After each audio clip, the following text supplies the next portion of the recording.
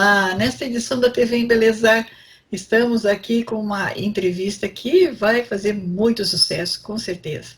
A doutoranda em História, a professora Paula Tatiane de Azevedo, vem apresentada por uma importante doutora da PUC de Porto Alegre, e ela vai hoje conversar conosco sobre um estudo das mulheres desde a antiguidade. Imagina, ó, a história e as mulheres no que se refere à beleza.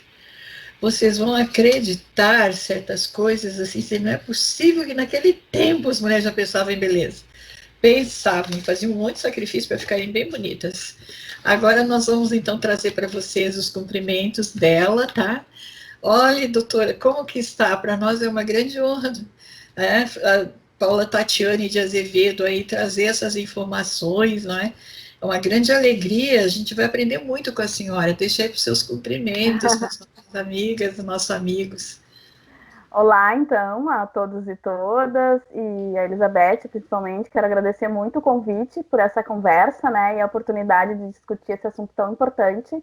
E dizer que eu estou aqui também para aprender. Acho que a gente vai traçar aqui um diálogo bem importante com um assunto que está, né, há muitos anos na história, mas principalmente atualmente, que é beleza e embelezamento.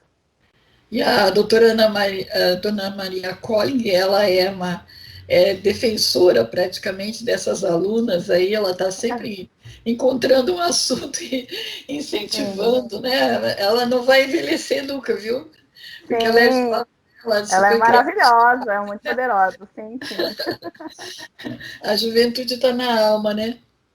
Bom, Sim. mas vamos lá. O que que a senhora deu uma pesquisada aí para começarmos sobre a beleza das mulheres? O que que a história antiga revela, né? Elas se apresentavam como, que tipo de roupas, destaques, adereços, sei lá. Isso era uma coisa que era usado diário, assim, não só quando tinha rituais, elas se trajavam assim e tal, né? O que que dá para contar dessa história, né? Não sei se tem assim como destacar da antiguidade dois ou três tópicos, ou dois, três países, como a senhora achar melhor, para a gente até achar graça, porque elas já estavam Sim, há quantos anos mesmo se é. embelezando? Primeiro eu quero fazer uma introdução, assim, que é um tema bem controverso, né? A beleza, embelezamento. E por isso mesmo é importante a gente ter esse momento e esse espaço que, Elizabeth, você está dando para discutir. Resumidamente, desde a antiguidade, o culto ao belo ele faz parte da cultura de diferentes sociedades. E o padrão de beleza ele vem se modificando, né, até os nossos dias de hoje. Eu, como historiadora, e aí sempre lembrando que eu estou falando a partir de um lugar, né, que não é o mesmo, por exemplo, da indústria da estética, estou falando a partir da história, sempre busco problematizar essa questão de beleza e embelezamento no sentido de contextos históricos anteriores que essas questões eram ligadas muito à força, ao equilíbrio. E a partir da instalação do sistema capitalista, a beleza ela começa a ser uma coisa diferente, fica mais ligada ao mercado de consumo e assim começa a se estabelecer alguns padrões de beleza muitas vezes inatingíveis. Eu acho que a gente não pode começar a falar desse assunto sem falar, por exemplo, de alguns problemas que essa busca desenfreada pela beleza traz, que é, por exemplo, o adoecimento de pessoas jovens, né? Como, por exemplo, anorexia, bulimia. Então, essa busca da humanidade por beleza, nos dias atuais, ela me preocupa, de certa forma, nesse sentido. Mas, para trazer, então, um pouquinho da história da beleza e do embelezamento, cada época e cada lugar, então, estabeleceu critérios para definir o que era considerado belo. E esse olhar para a história é possível verificar que o conceito foi muito mutável, subjetivo e dependia muito do contexto histórico e cultural do que era inserido. Aí, para citar alguns exemplos, eu vou trazer o exemplo da Grécia Antiga, por exemplo, onde, inclusive, a palavra estética é originária. O que significa estética? Significa a compreensão dos sentidos. Então, a beleza, a busca pela beleza, ela tinha mais a ver com compreensão do todo do ser humano, do sujeito, né? Muito menos relacionado ao corpo naquela época. Então, essas é as diferenças que o contexto histórico vai nos trazendo. Então, o modelo de beleza ideal, então, na Grécia Antiga, por exemplo, deveria combinar muito com a harmonia, com o equilíbrio, valorizando muitas medidas proporcionais. Por isso que a gente tem aqueles arte, né, greco, romana, onde tem os corpos femininos, os corpos masculinos nus. Isso valia também, inclusive, para a arte e para a arquitetura. Então, o culto ao corpo entre os jovens previa que fossem fortes e soldados e atletas. Vejam que as esculturas, né, greco-romanas sempre estão valorizando o músculo, né, a estética da força. Já na Idade Média, isso vai mudando um pouquinho, né? Então, o conceito de beleza ele passa para uma coisa mais divina, mais espiritual, no plano dos espiritual, na questão das virtudes. Aí se modifica um pouquinho para questões morais e vestimentas. Na questão greco-romana, as mulheres e os homens também, né? A gente não pode esquecer que os homens também fazem parte desse culto à beleza. Elas, na Grécia Antiga, por exemplo, eu estou trazendo um olhar ocidental, porque, enfim, somos herdeiros da cultura ocidental, né? Então, na Idade Média, isso vai mudando um pouquinho. E aí, então, por questões morais, as vestimentas começaram a ser longas, o corpo era... A roupa começou a ser mais importante do que o próprio corpo, né? Então, as imperfeições físicas, inclusive na Idade Média, eram consideradas ligadas a algum pecado que você tinha cometido, né? Para serem consideradas belas, as mulheres, então, elas tinham que ser mais ligadas à figura da Virgem Maria, né? Diferentemente do que acontecia lá na Idade Antiga. Já no Renascimento, volta essa questão da retomada, né, greco-romana, voltando a valorizar esse corpo feminino. O modelo de beleza do Renascimento supunha mulheres mais cheinhas, né? A gente tem várias, por exemplo, a gente pode falar da própria Mona Lisa, por exemplo, né? Que é um exemplo de beleza do Renascimento, do quadro da Mona Lisa, as ancas largas, os seios generosos, então que se manteve até mais ou menos o século XVIII.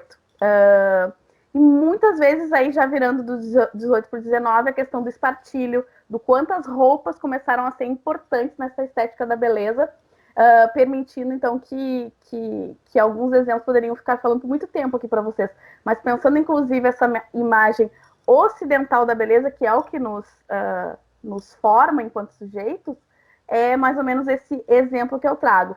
Já para os orientais, por exemplo, a gente pode citar, por exemplo, os sapatos, né, chineses, que as mulheres usam sapatos menores, porque esteticamente o pé menor ele é considerado mais belo.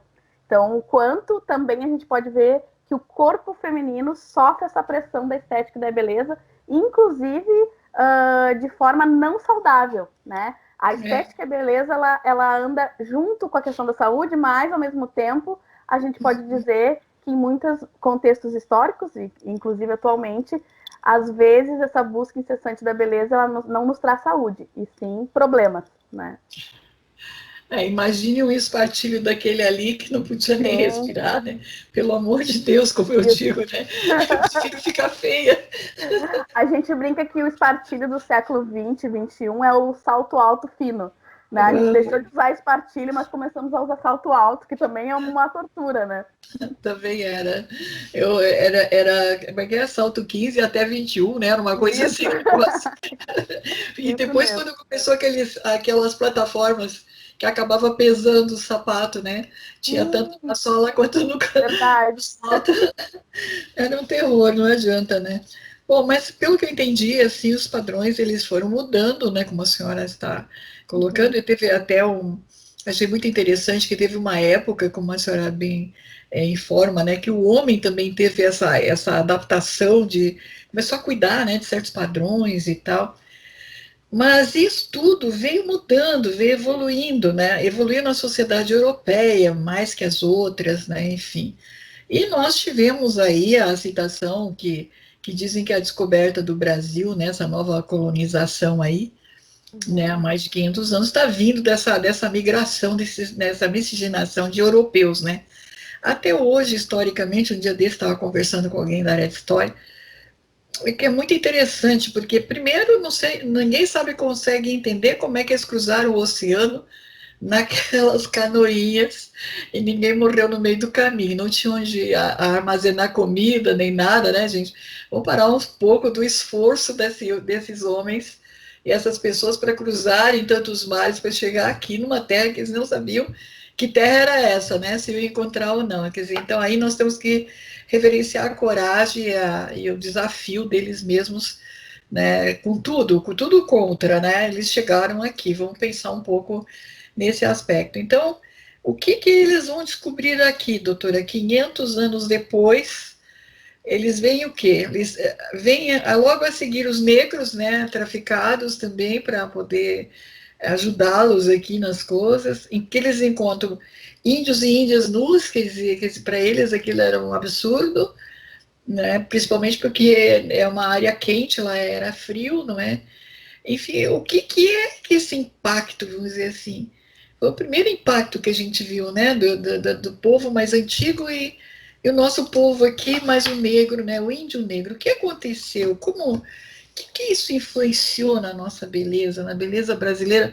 Às vezes falam tanto da beleza do homem brasileiro, da beleza da mulher brasileira, né? Uhum. E que choque foi esse, né? Que interessante. Eu acho que, Elizabeth, a partir de uma perspectiva histórica, a gente não vê isso como, não vemos as transformações, né, desses 500, da chegada dos europeus, a chegada dos escravizados africanos e os indígenas que aqui já estavam, a gente não vê esse processo como algo evolutivo, e sim um grande processo que são de rupturas e permanências, que são influenciados por essas culturas diversas que nos compõem, né?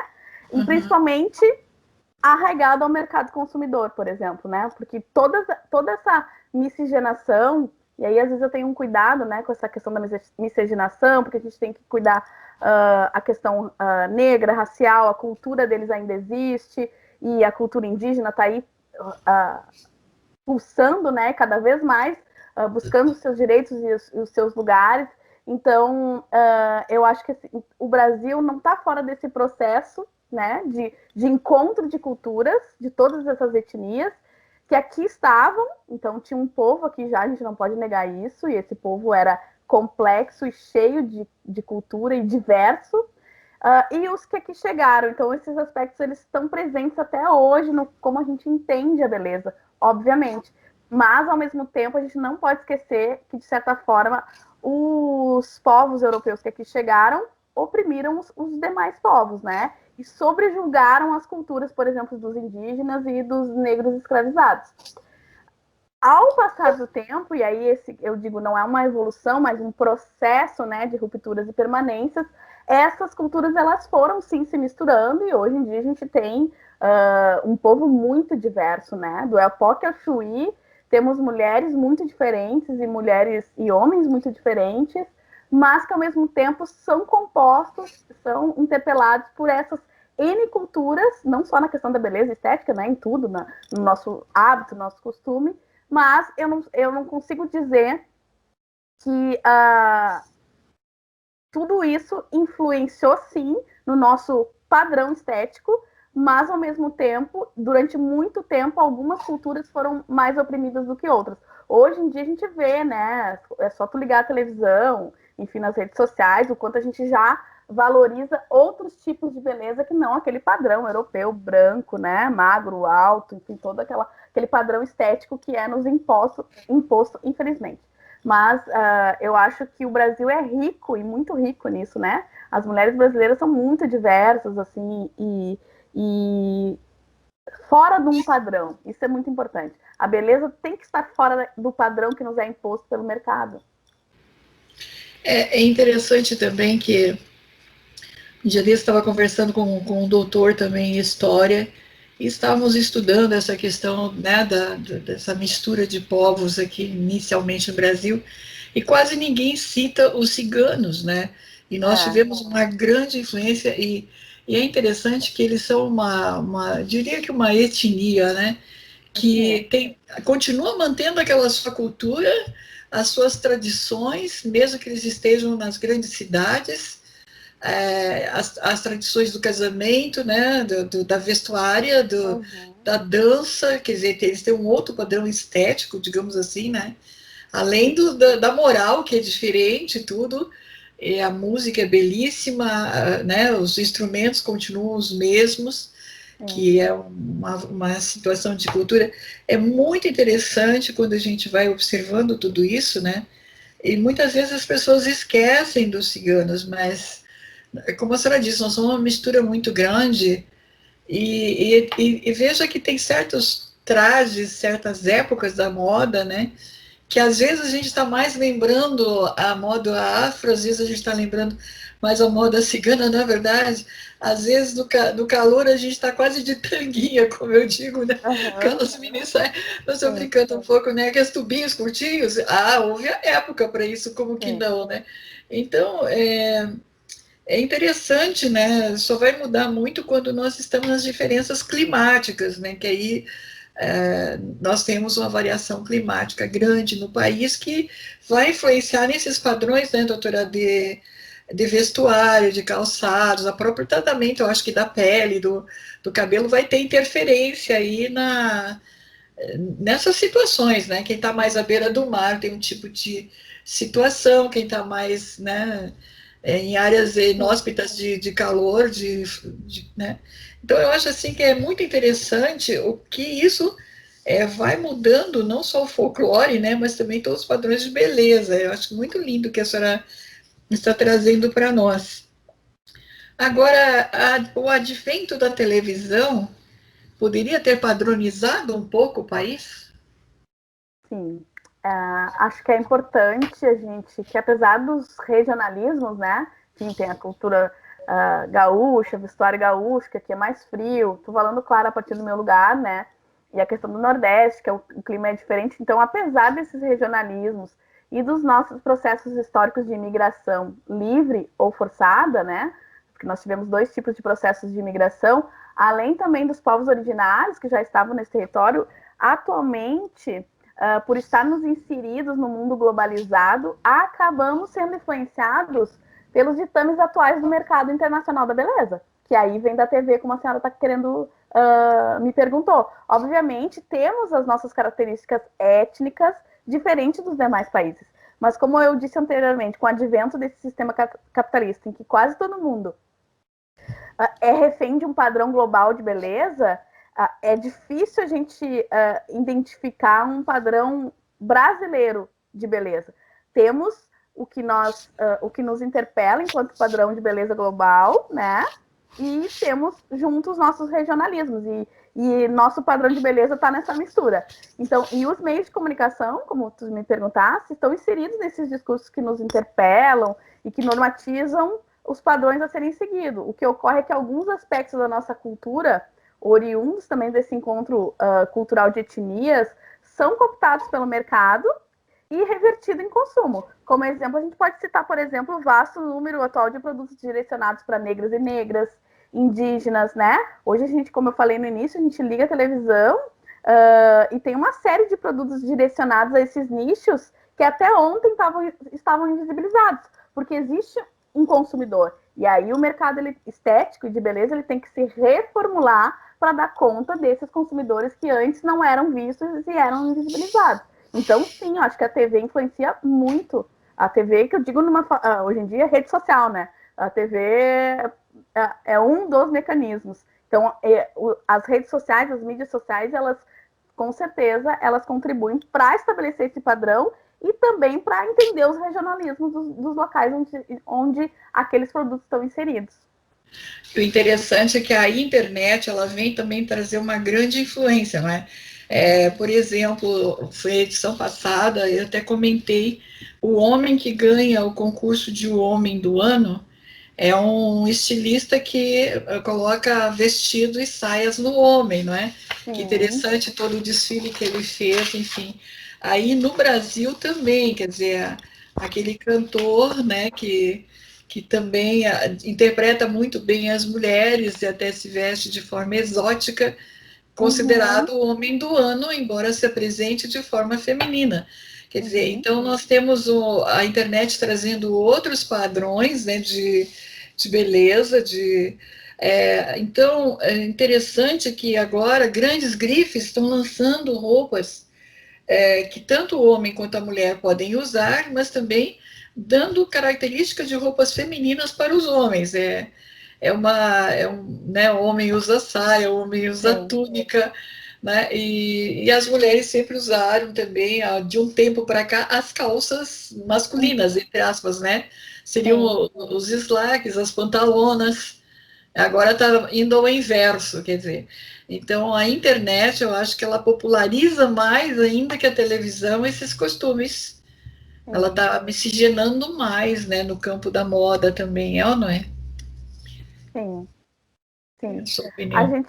gente, acho que já dá para perceber pela minha fala até aqui que o contexto histórico, e daí eu estou falando do atual, como a gente está conversando, ele está intrinsecamente ligado ao sistema capitalista, né? A gente não está fora desse sistema.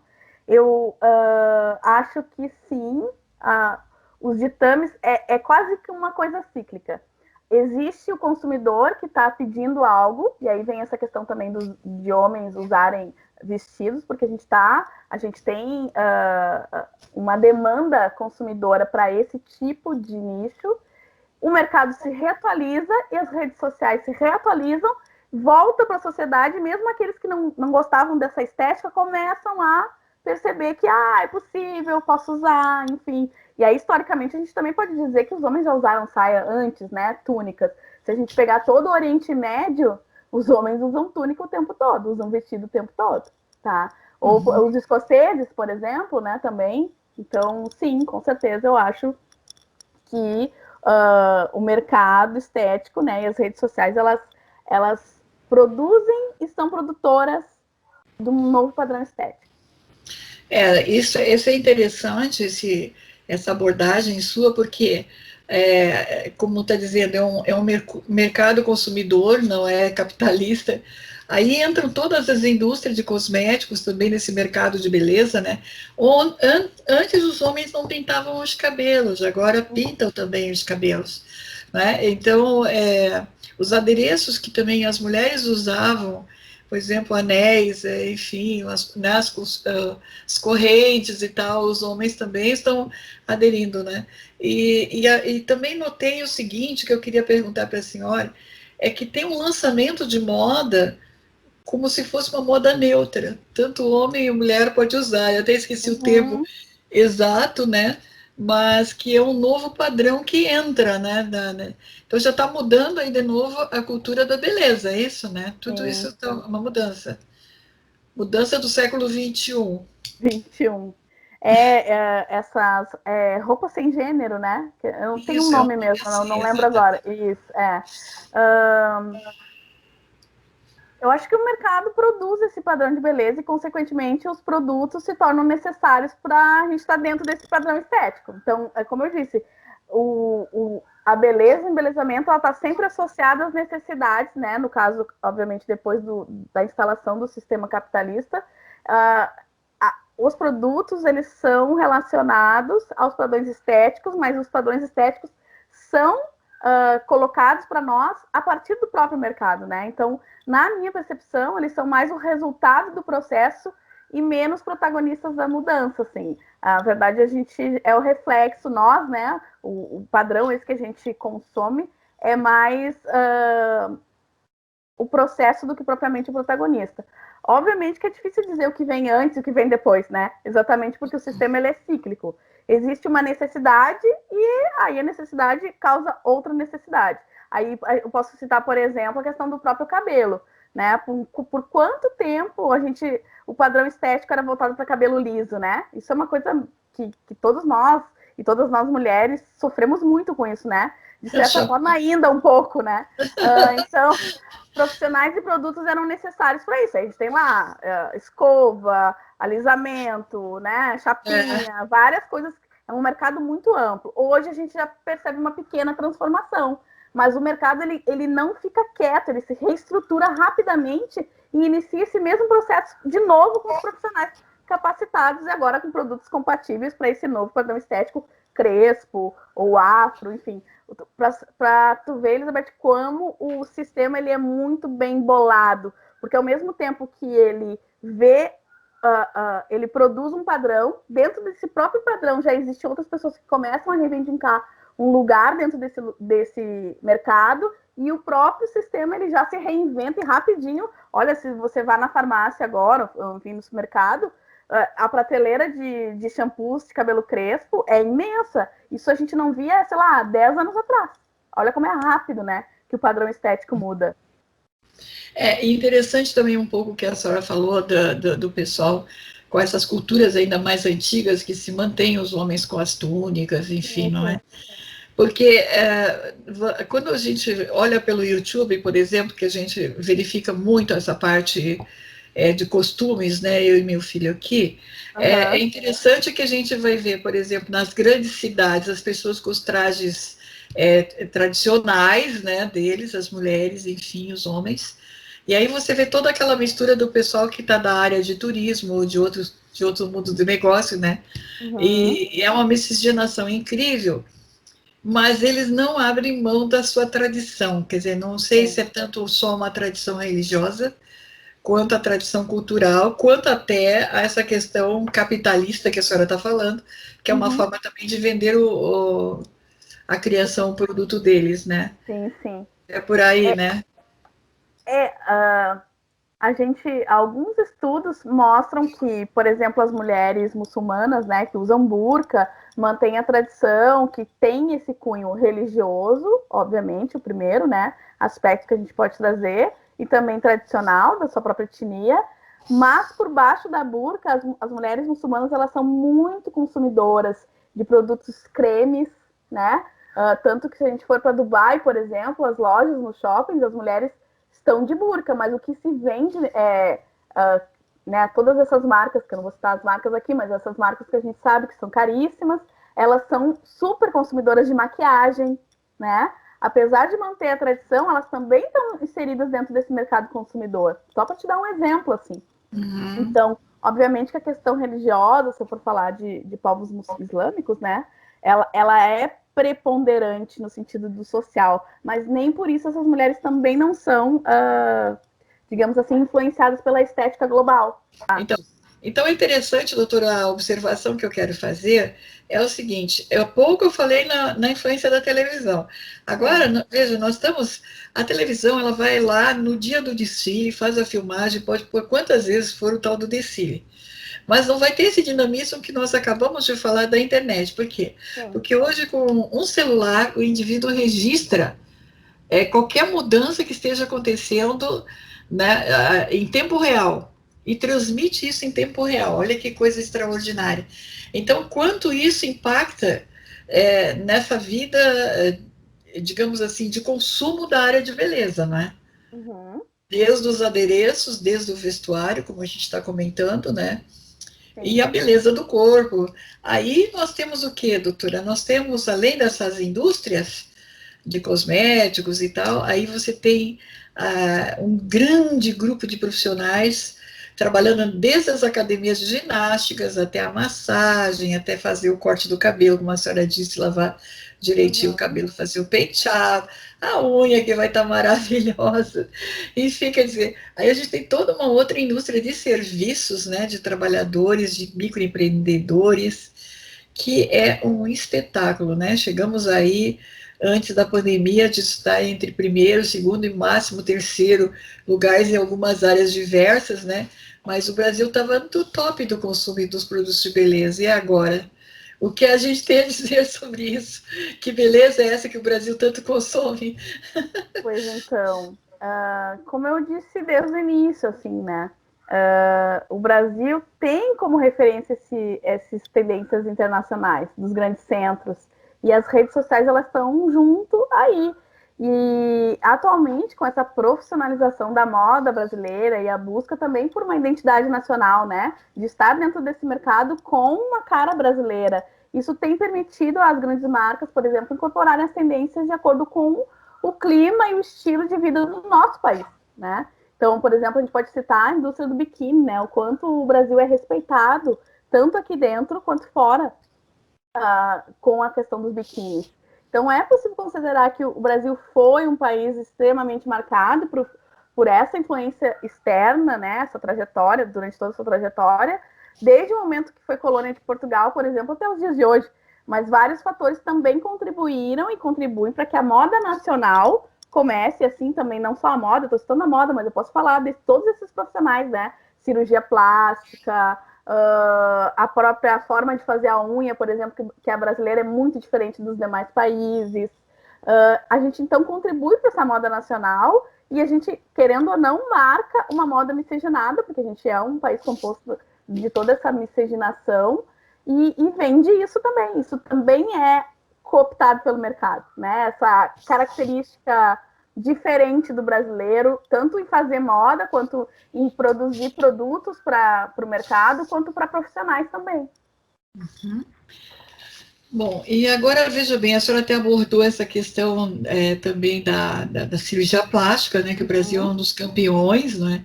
É interessante, eu até estou organizando uma entrevista com um importante cirurgião plástico e resolvemos ampliar um pouco mais o nosso tempo, porque o que a gente está observando é que mesmo na pandemia a quantidade de cirurgias plásticas continua ocorrendo. É um mercado que não parou, não é interessante isso? E nós estamos em crise, como se diz, econômica e tudo mais. Né? Agora, quando a senhora fala da nossa beleza e tal, do povo, é interessante também, é que nesses campeonatos né, de exibição de beleza, enfim, nós ainda continuamos destacando misses e misters, né? Tanto os universos quanto outros padrões de beleza, enfim, não é uma característica como também uma vontade de, sei lá, será que é de se exibir um pouco também, assim? O brasileiro não é meio, o povo brasileiro é meio exibicionista, não? Sinceramente. A gente tem essa questão ligada muito ao corpo, né? Isso é inegável. Mas, ao mesmo tempo, Elizabeth, a gente pode ver que é pouquíssimo tempo os vencedores e as vencedoras desses concursos, digamos assim, são tipicamente, fenotipicamente brasileiras. A gente tinha uma procura das misses, né? Com esse padrão europeu, então isso mudou bastante. E se a gente acompanhar, essa questão mudou tanto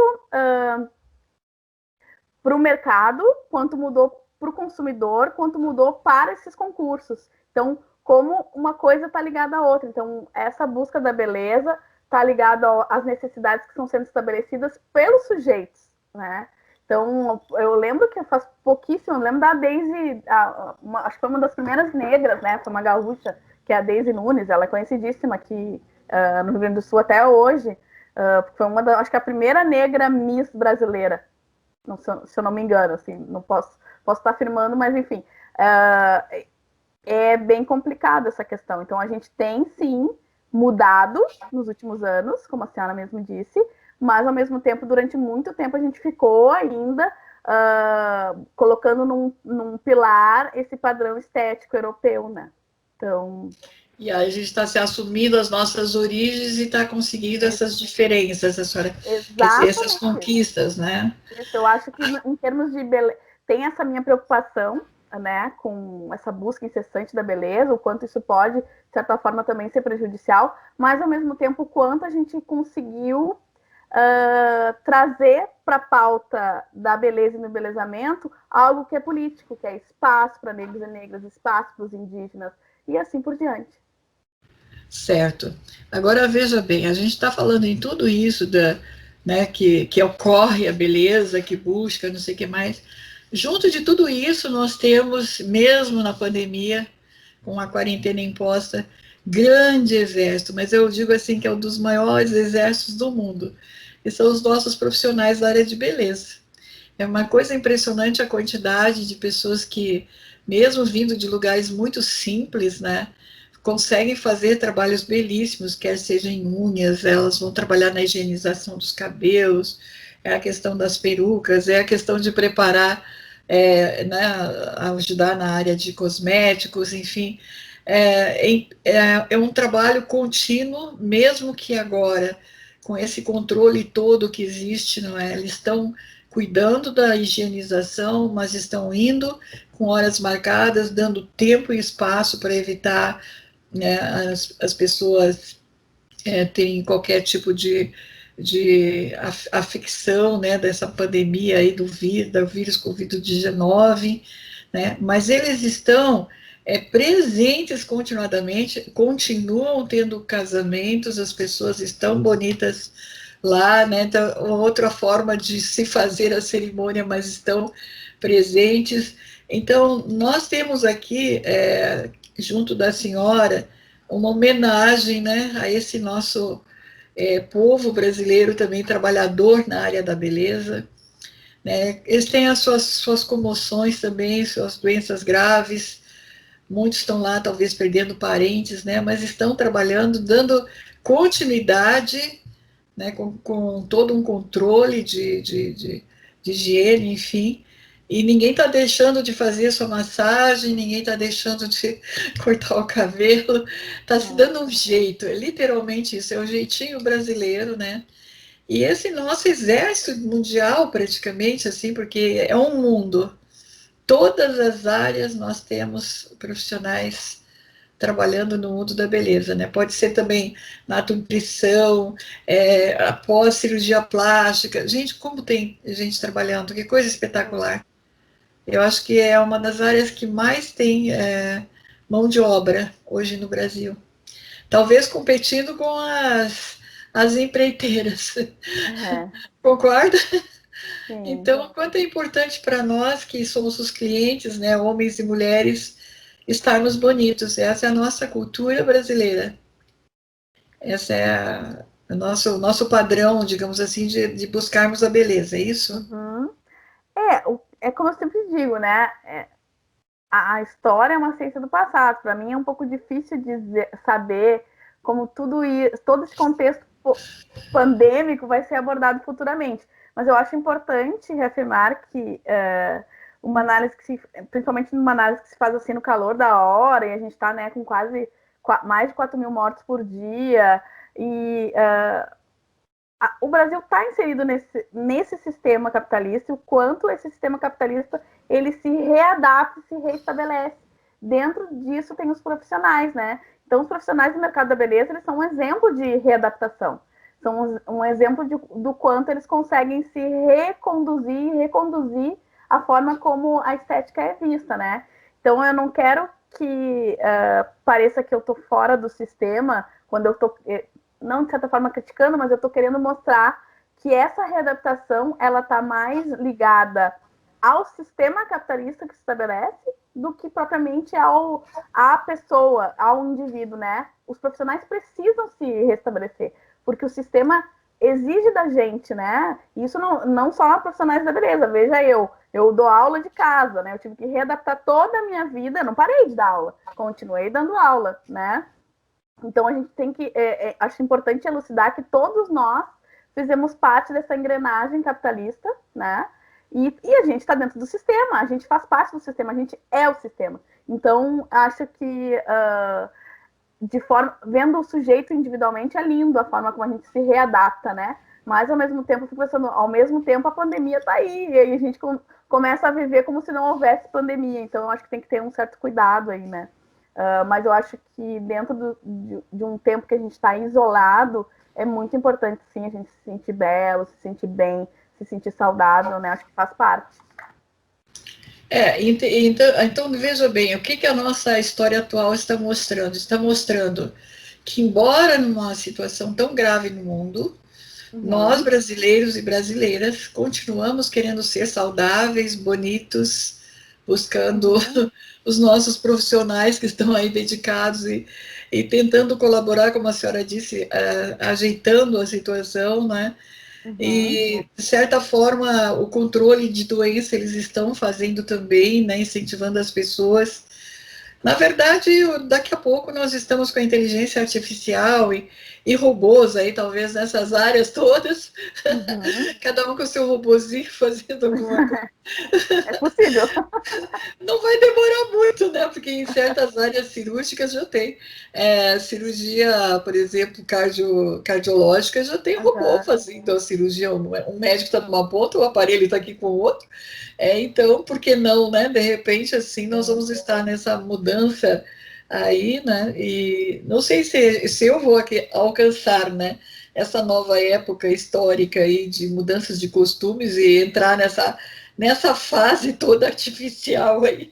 Uhum. Mas é a história que está continuando, né? Quer dizer, nós vamos ter outra forma de história daqui a pouco, que a Uhum. tecnologia vem avançando, né? Sim. Como eu já disse até aqui, né? Historicamente a gente vê isso tudo como um processo e não como um avanço ou evolução. os contextos diversos que nós humanos passamos no decorrer dessa nossa história. Acho que existe 2 segmentos importantes no que tu está dizendo agora, Elizabeth, nessa tua pergunta. O estético, que está relacionado à questão da beleza e do embelezamento, e o da saúde, que está relacionado à ciência. E aí sim os avanços, aí eu posso chamar de avanços tecnológicos, como por exemplo tu citou das cirurgias cardíacas, né? Que propiciaram sermos muito mais longevos, né? Então a gente vive muito mais hoje em dia, de forma muito mais saudável e assim também mais produtivos no decorrer das nossas vidas. O que acontece é que, como eu falei, o sistema capitalista ele consegue cooptar, inclusive, a ciência médica para o mercado estético, né? E aí a gente fala como exemplo, por exemplo, o campo das cirurgias estéticas, que de certa forma tem um papel fundamental em alguns aspectos, mas a gente não, eu vejo com um pouquinho de pé atrás, assim. Por exemplo, o Brasil, se não me engano, ultrapassou os Estados Unidos em realização de cirurgias plásticas no mundo. Os dados de uma pesquisa, acho que foi em 2019, as cirurgias plásticas de adolescentes no Brasil cresceram nos últimos 10 anos, de adolescentes, não é uma pessoa mais velha que, né, quer fazer um procedimento estético. 141%. Então, em 10 anos, os adolescentes começaram a fazer, já começam lá com 14, 15 anos fazendo prótese silicone. Então, tem algumas coisas que me preocupam nesse mercado muito agressivo e consumidor da estética, né? Eu acho que a gente tem que refletir um pouquinho se isso é por saúde, que eu acho bárbaro, e eu acho que o avanço tecnológico para a nossa saúde é algo... Eu sou apaixonada por ciência, né, por pesquisa científica, então eu acho importante, mas a gente também tem que saber se isso não é só uma busca desse padrão estético aí que é vendido todos os dias, como a gente está falando desde o início da nossa conversa, na TV, no jornal, na revista, no cinema e principalmente nas redes sociais, né? É algo que eu acho que a gente tem que problematizar na nossa sociedade. A gente não pode só dizer que é horrível, não é isso. Eu quero que fique claro. Mas, ao mesmo tempo, a gente tem que entender que, de certa forma, o mercado coopta esse avanço tecnológico médico para cirurgias estéticas, que às vezes são necessárias, e eu não sou contra elas, mas, ao mesmo tempo, acaba influenciando aí essas meninas de 13, 14 anos, tu imagina, em 10 anos, 141%. E como eu sou professora do ensino básico, né, então eu convivo com adolescentes, eu vejo o quanto essa preocupação com um padrão estético, e por isso os filtros, acho que a gente não falou ainda, acho importante aqui nessa nossa conversa, os filtros de Instagram, eu não sei se tu acompanha, assim, quase ninguém mais tira foto, a sua foto normal, sempre tem um filtro, assim, então muda o nariz, muda a boca, e aí eu tava lendo uma reportagem, até para bolar o que eu ia conversar contigo, que as meninas levam nos cirurgiões plásticos as suas fotos com esses filtros do Instagram e dizem, é isso que eu quero, sabe? Então, é uma linha tênue entre o que a gente busca de saúde e o que a gente busca de padrão estético, assim, de forma agressiva. Padronizado quase, né? Mas não esqueçam os homens, hein? Sim, não, os vamos homens esquecer. também estão fazendo muitas coisas na área de estética. Não, e esse que eu falei de 141% está incluindo os meninos também, não são só as meninas, não. É adolescentes e jovens de forma geral. Os homens aderiram bastante à cirurgia plástica, não só a facial, né? Mas também essa do tronco, que eles ficam todos bonitinhos aqui, né? Tem muitas coisas. O abdômen, então não se fala, né? Estão todos tirando, não para de tomar chopp, não adianta, não resolve. E é engraçado, Elizabeth, que mesmo a gente que tem, né? Aí eu estou incluindo nós, todos que temos um pouco mais de idade, temos leitura sobre o mundo, sobre todo esse apanhado de culturas que nos formou enquanto sujeitos, a gente se pega também entrando no padrão, né? Ai, não vou comer isso, não vou fazer isso, vou fazer exercício. A gente também é o tempo todo construído dentro desse padrão. Não adianta, a gente não foge do sistema. Então, se olhando no espelho, né? Exatamente. Às vezes eu digo, quantas vezes você se olhou no espelho hoje? Isso, é verdade. Você já notou que tem pessoas que estão sempre se olhando, né? Que é muito engraçado. É verdade. Então, doutora, eu deixo aí à sua disposição, que queira complementar mais aí sobre esse aspecto da importância da história, né, que está documentando, como a senhora está dizendo, a história atual é essa que a senhora está contando, ela está documentando tudo que nós estamos fazendo nesta época. Daqui a 50, 100 anos, Vão rir de nós, provavelmente, né? Provavelmente, provavelmente. Mas no momento é esse costume, né? Então, se a senhora quiser colocar mais alguma coisa, assim, também que seja de Sim. conhecimento que eu não saiba, fique à vontade, também pode informar, né? Se está com algum livro de autoria, se tem blog, Sim. site, fique à vontade. Tá. Eu gostaria de indicar 3 livros que eu acho que são, assim, a partir da perspectiva histórica, são muito importantes para o assunto que a gente está abordando hoje. O primeiro, ele se chama O Mito da Beleza, que é da autora Naomi Wolf. Ele é um livro dos anos 90, mas ele é muito atual. Ela vai construindo como os ocidentais foram nesse processo histórico dizendo o que é belo e o que é feio. Também a História da Beleza, do Humberto Eco, que é bem legal, e também da historiadora Denise Bernuzzi, A História da Beleza no Brasil. Eu não vou indicar nada meu escrito, porque, como eu te disse, não é a minha área de pesquisa em si, né? Eu pesquiso a ciência histórica, as mulheres historiadoras, mas esses 3 livros, eles fazem parte de qualquer curso de história que a gente vai fazer, porque esse é um tema muito discutido atualmente. A história da beleza, o que é a beleza, porque com certeza, como a gente falou aqui desde o início, né, a nossa sociedade se organiza dentro desse sistema capitalista e a beleza e a busca pela beleza, ela está inserida nesse processo social do qual nós nos constituímos enquanto sujeitos. Então, acho que é esses 3 livros. Também outra questão importante para finalizar, então, dizer que essas questões todas que eu levantei sobre o assunto que tu me propôs a falar hoje, vai de encontro à área que eu atuo também na história, porque, enfim, trabalho com pessoas, trabalho com adolescentes, né? Outras áreas, elas podem também e devem abordar esse mesmo tema que eu estou conversando contigo aqui de forma diferente. Então, o que eu trouxe é uma possível perspectiva, né? Que não é a mais verdadeira, e sim aquela que eu entendo que se aproxima mais entre beleza e embelezamento através da perspectiva histórica. E também, mais uma vez, agradecer o convite, essa conversa tão importante e necessária, e fiquei muito honrada, primeiro pela indicação da professora Ana Collin, que foi minha professora na graduação, há muitos anos atrás, hoje somos amigas, e de te conhecer também, Elizabeth, que ela tinha me comentado sobre a entrevista que ela deu para ti, e que legal esse projeto que tu toca, tu e teu filho, muito legal, parabéns. Muito grata, mas realmente ela é uma pessoa extraordinária, a doutora Ana Maria Colling, e ela trouxe muitas alunas dela também, Sim. apresentou, enfim, realmente ela é uma grande acadêmica, não é? Eu acho que a missão dela é muito grande com vocês que são jovens, ela está oportunizando isso. A gente faz o que pode, né, minha querida, na nossa simplicidade aqui. Mas Minha gratidão.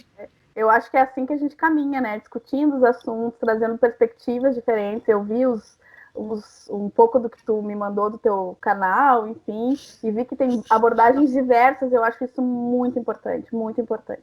Muito obrigada. Eu estou muito feliz, tá, de fazer sua entrevista. Veio muito bem indicada, por sinal.